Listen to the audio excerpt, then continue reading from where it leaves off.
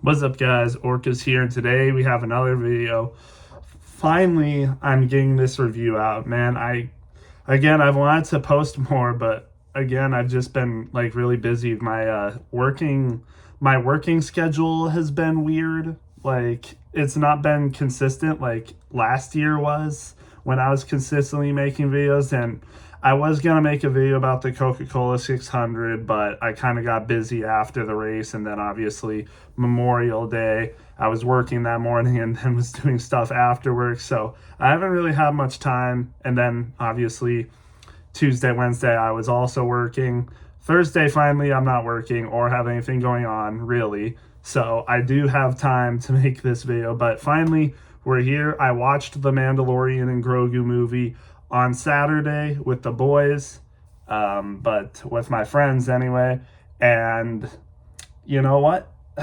Man, I've been putting it off a little bit. I will admit, I've been putting this review off because honestly, I don't really have much to say that hasn't already been said by other people. I have seen a lot of people like decently positive about this, but like what I've seen from a lot of people, like by people I mean people kind of like giving their reviews online or on YouTube and whatever. Star Wars Theory, my boy Sector for Nerds, just released his thoughts on the movie with his friend DJ. But yeah, I mean, and they were pretty positive about it. Theory was, he was fine on it, and a lot of other people just either didn't really care, or like, yeah, it's a movie. It's a movie that exists, and that's kind of my thoughts too. But man, after we just got Mall Shadow Lord, which was a show that had like 25-minute episodes, and there was 10 episodes, 10 25-minute episodes basically, some of them a little longer, I think maybe a little shorter, around 25 minutes an episode. And that show was amazing, man. That show was amazing. A 9 out of 10 I gave it. Literally A tier, almost S tier. Like one of the best Star Wars things I've seen this decade. And then we get this, in the same month. And after, seeing Maul Shadow Lord, seeing how great that was, in my opinion, this movie just didn't do it for me, man. I mean, like, there wasn't anything unexpected. Like, and of course, like, I mean, you don't need to have a movie that has a ton of unexpected stuff. You can have a movie that's completely predictable, but it still be a good movie. You know what I mean? And like, I think Endgame was kind of like that. There were some shocks in that movie, I will say, but there was nothing really insanely shocking in Endgame. I mean, we all knew everyone was going to come back. We all knew they were going to defeat Thanos. We knew that they were going to get the stones back, go on this journey or whatever, all the remaining superheroes, whatever. But there wasn't anything like too unexpected in that movie. You know what I'm saying? But it was still a decently good movie, like still a pretty good movie. This was completely predictable, and it wasn't a great movie at all. Not even a good movie, I would say. This was a painfully average to below average movie. And in fact, I would say this was a below average movie if they didn't have Embo. And like, even that kind of feels hollowed out because like, oh, well, you only like it because glup this guy, the saying, the glup that word, I don't swear on this channel. I think you've noticed. But yeah, I don't know, man. It was just a movie, me and my friend, because the other friend I went to see it with, he's like a casual Star Wars fan, and me and him, like, we both looked at each other after the movie was over, and we were both like, yeah, that wasn't that good. And you know what? And I feel like I'm biased. I feel like I'm biased towards movies I see in the theaters. Like, I feel like when you go to the movies and you watch a movie in theaters, generally you think it's better when you go to the theaters and watch it than when you're just watching it at home on your TV. But even with this movie, I did not get that feeling. I did not get a feeling of, oh wow, that was actually pretty decent. No, I did not have that feeling at all. It's like, yeah, it's kind of just the same old, same old. Literally, it's everything we've seen before with the Mandalorian and Grogu. Literally, there's nothing new in this movie. And I guess one thing I will mention that, you know, DJ and Sector for Nerds pointed out in their video. I guess I didn't really notice how much more involved Grogu was. Like I will admit, like looking back on it, he did have a lot more action and stuff that he was doing in this movie compared to the previous 3 seasons. Like, yeah, in the previous 3 seasons, he would have glimpses of doing things like when he force healed Mando, when he lifted the mud horn, and then in season 3 when they're fighting the Praetorian guards, you know, he did, you know, but this movie, it was kind of just like all like, yeah, there were the moments of him being cute and whatever, and like I'm so over that. Like, can we let him grow up, please? Please, can we let him grow up a little bit? And I guess, you know, back to my point, they did do that a little bit. Like, he was in a lot of action in this show, you know. Like, he did a lot of stuff. I mean, he was fending on his own for a few days. Like, when Mandalorian was kind of in a coma from the poison from that one creature in, you know, the Hutt's, you know, lair or whatever. Kind of a reference to Return of the Jedi with Jabba's, you know, Rancor, except he had they had like the swamp monsters or whatever. But Din Djarin was kind of like knocked out cold for a long time, and Grogu kind of had to, you know, take care of himself and take care of Din Djarin at the same time. And I thought that was pretty cool. I did. Like, that was like one of the more, like, it did drag on for a long time. It's like, okay, why did we need to do this for like 20 minutes of the movie where Din Djarin's just like in a coma? Like, I think that dragged on a little bit too long, but I mean, it was pretty cool to see Grogu be able to live on his own a little bit, fend for himself, survive, and all that stuff. But yeah, he did do a decent amount of more stuff. Like, he was able to save the Mandalorian for that long of time, which was cool. You know, he was doing stuff on the missions. Like, you know, he destroyed that little mouse droid or whatever in the beginning of the movie. But other than that, man, I don't know. There was a lot of action. I did enjoy all the action scenes, you know, him taking down that one base with the AT-ATs, you know, getting done with all that, you know, the Imperial warlord that he was able to, you know, defeat and kill, even though it was better if he took him alive. He ended up resorting to killing him because he was getting away and he couldn't have chased him down, I guess. But I mean, yeah, you know. And then I guess this one person, I forgot her name, kind of a new character, but she sends Din on this mission to rescue Rada the Hutt. So yeah, we'll kind of get into a little bit of the breakdown. So Din Djarin basically has to rescue Rada the Hutt, and Rada the Hutt's like all grown up now a little bit. You know, we saw him as a baby in the Clone Wars, and they actually kind of reference that, where there's like when he goes to the Hutts, the twin Hutts, I think, they show them a picture of baby Rada the Hutt, so kind of a little reference of when we saw Rada the Hutt last, as when he was a baby. So I guess that's kind of cool. A little cool reference there. It's, again, I kept on relating this movie to the Clone Wars movie because both of them kind of feel the same, but unironically, I think the Clone Wars movie is better than this. Like, I don't know. I think the Clone Wars movie worked a little bit better rescuing Rada the Hutt than this movie did rescuing Rada the Hutt. It was kind of like interesting though, seeing like, you know, they go to rescue him, but he's not actually a prisoner where he is. Technically, he's respected. He's like a gladiator, so he's fighting in like gladiator battles and stuff like that. And you know, when Mando gets there, supposedly the next fight's gonna be his last, and then he'll be free.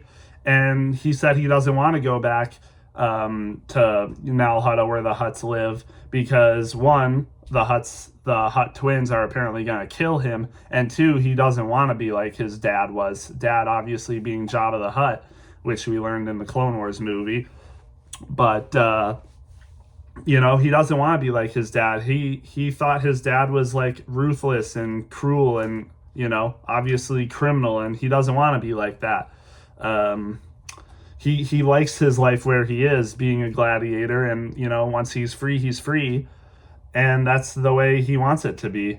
And then of course we learn from the person that's kind of holding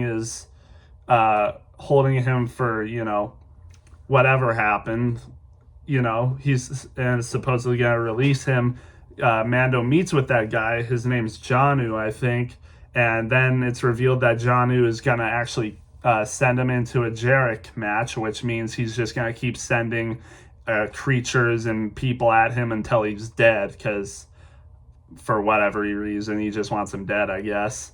But yeah, I mean, and then Mando goes to tell him that Rada doesn't believe him, gets knocked out. That's one of my biggest problems with this movie. Funny enough, it could be seen as a little bit of a nitpick, but Mandalorian, he gets knocked out by gas. Aren't Mandalorian helmets supposed to have like filters that protect them from stuff like that? Hell, clone troopers were able to survive in space, the vacuum of space where there's no air. So tell me how a helmet can't protect someone from noxious gas? Huh? Like, Mandalorian helmets are similar to clone helmets, if not better, are they not? How does he get knocked out by gas when he has his helmet on?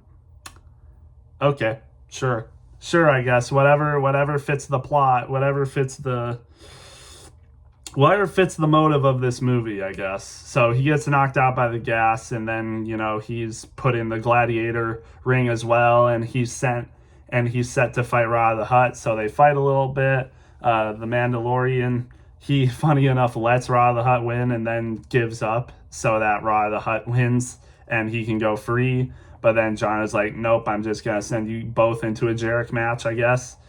And I guess it was a cool callback. I didn't like the animals, like the creatures that they were putting in, like kind of like looked familiar, but I never really noticed it until someone pointed it out in one of Theory's videos. It's like those are the same animals that are in the that one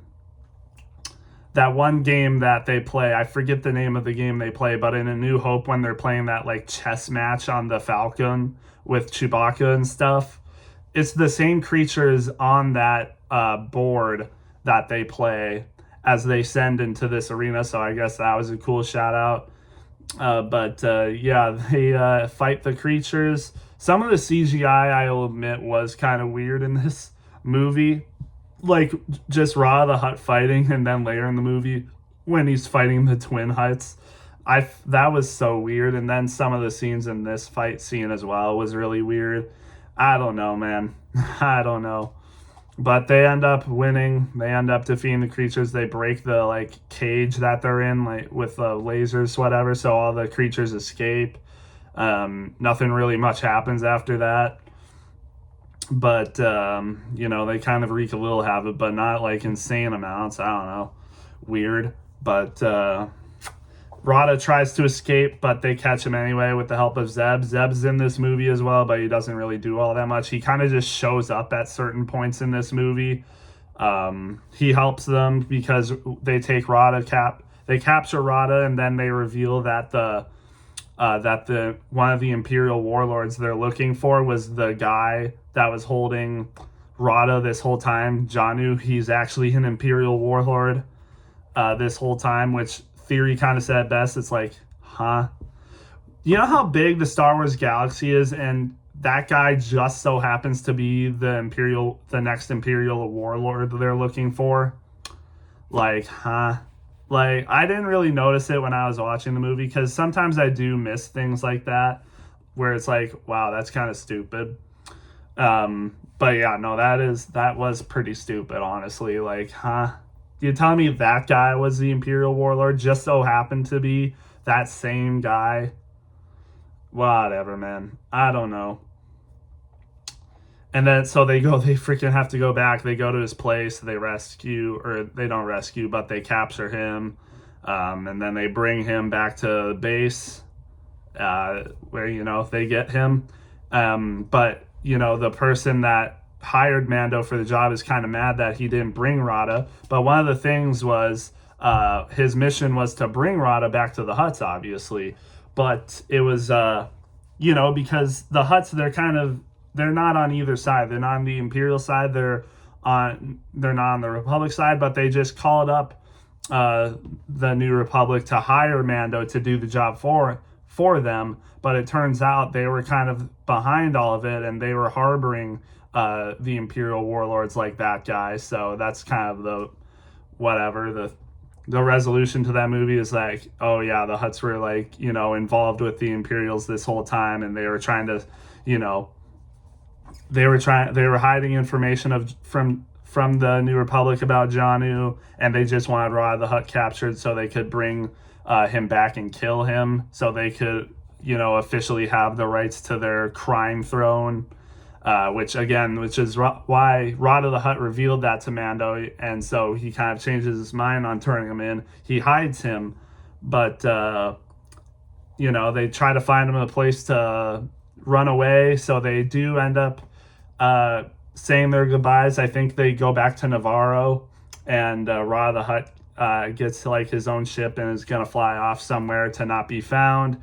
And it seems like that was the end of the movie, or end of the resolution, but obviously there's a whole ton of freaking movie left. So Embo comes in, one of the bounty hunters. Obviously, we've seen Embo get hired by the Hutts before, so he's still had that connection this entire time.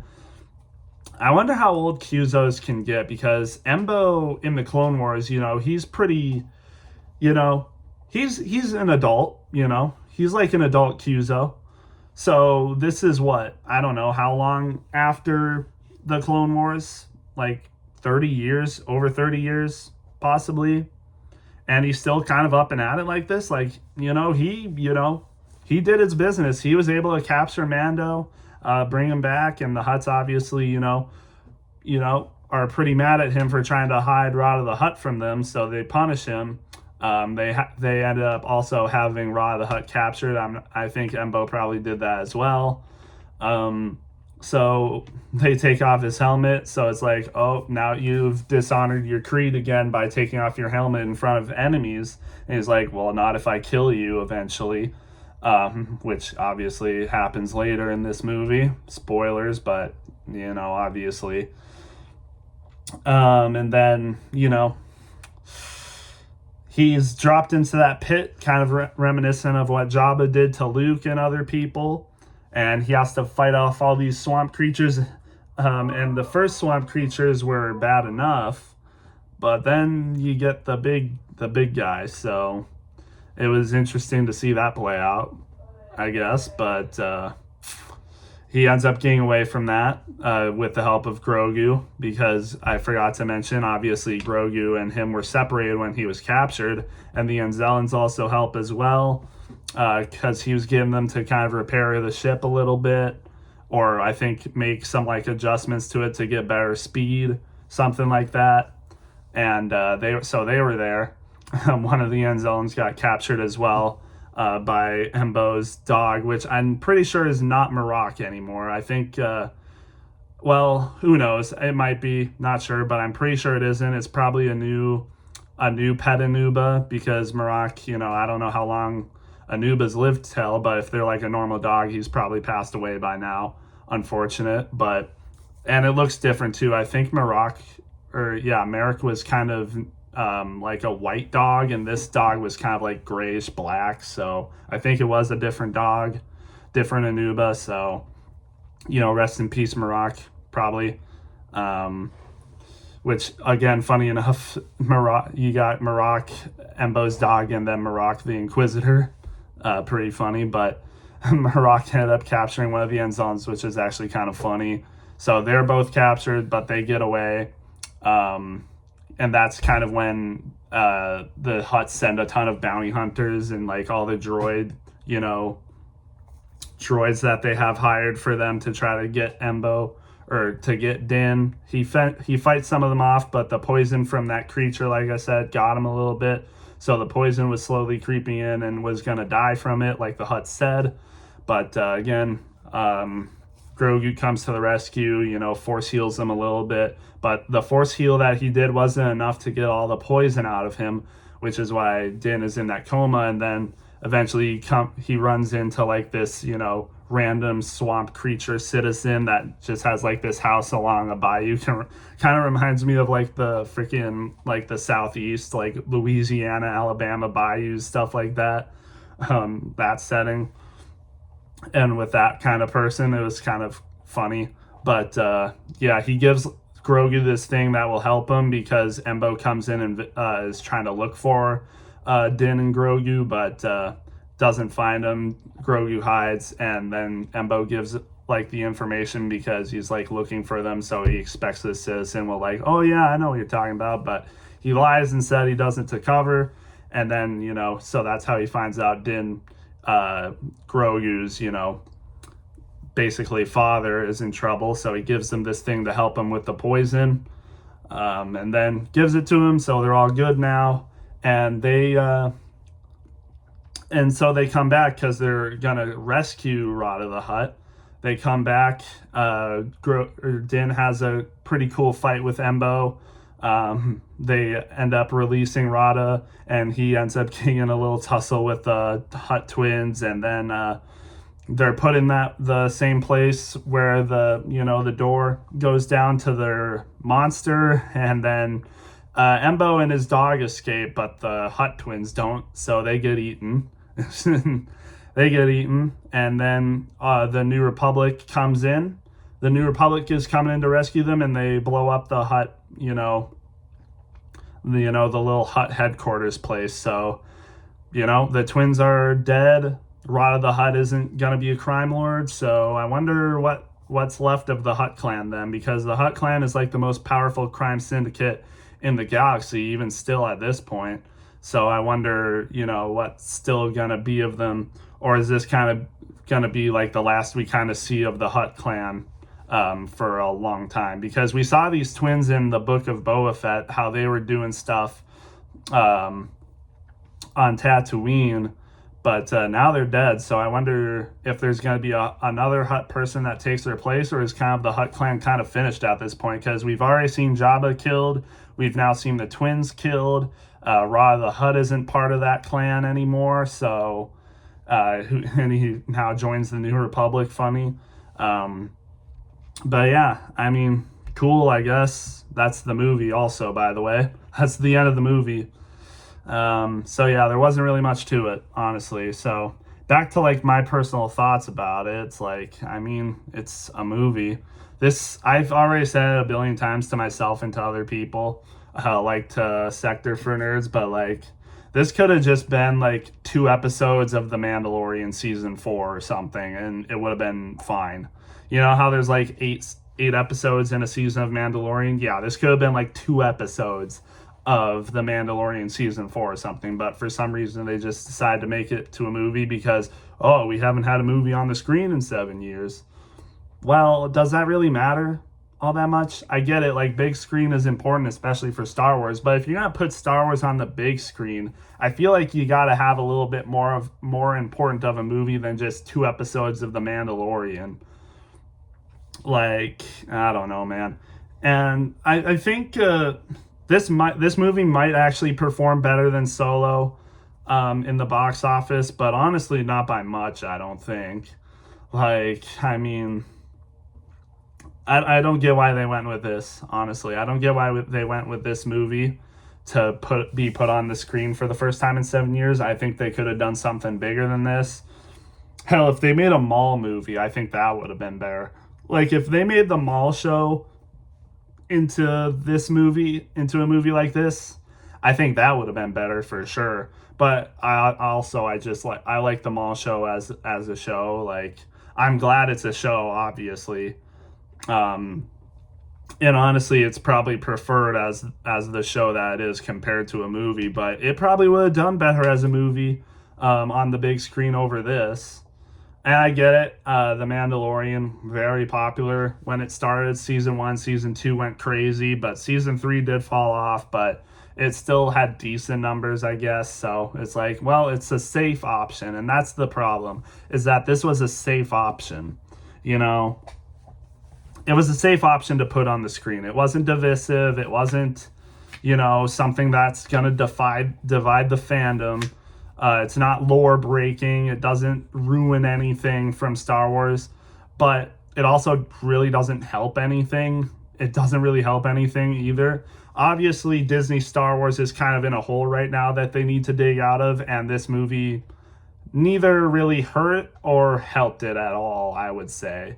So, again, it was a safe option, didn't really do much, and it wasn't anything new, it wasn't anything crazy. It was basically just, you know, those like, you know, side missions that the Mandalorian kind of goes on to, where some of the episodes in the Mandalorian you can just skip, like when they go in season 1, when they go to that one planet where Din's trying to find a safe place for Grogu with that one village, and then they have to fight off that ATST or something. That's kind of remind me of, or like when they have to do like deliver this mom and her frog babies that are eggs back to, you know, her husband or something.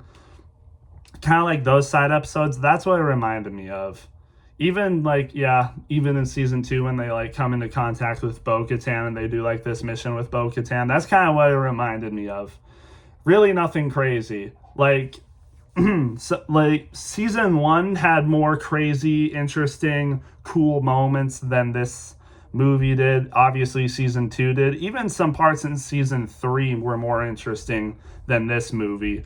Honestly, I might be crazy, but I think The Mandalorian season 3 was better than this. Like, yeah, they had that terrible episode with Jack Black and Lizzo, but I mean, all the other episodes were either just kind of average, and some of them were actually kind of good. So, and like, really one of the only good parts about this movie was Embo. And I guess it was cool seeing Grogu when Din was in a coma. And it was also kind of cool seeing Rada. You know, Rada the Hutt's story was kind of interesting too. But other than that, like, I mean, this movie was just painfully average to below average. I was low-key kind of bored watching this movie, and I was just kind of sitting like this entire time. You know, it wasn't a great movie. And I really don't have much praise for it compared to some other people, where some people will just say it's a fine movie. Like, it was a good show, you know. But honestly, for me, it didn't really land. I didn't really like it all that much, to be honest. So, you know, I wish they did it better. I wish they did a different movie on the big screen for the first time in a long time. Starfire, I've heard, is actually, or Starfighter is actually going through, so we'll see what happens with that. But anyways, let me know what you guys thought. Jeez. Let me know what you guys thought on this, and we'll see you in the next one.